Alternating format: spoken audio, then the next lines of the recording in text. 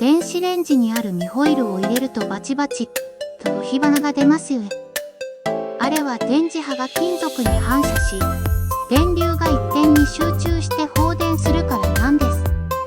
特に端が尖った形だと電気が集中しやすく、火災の原因にもなります。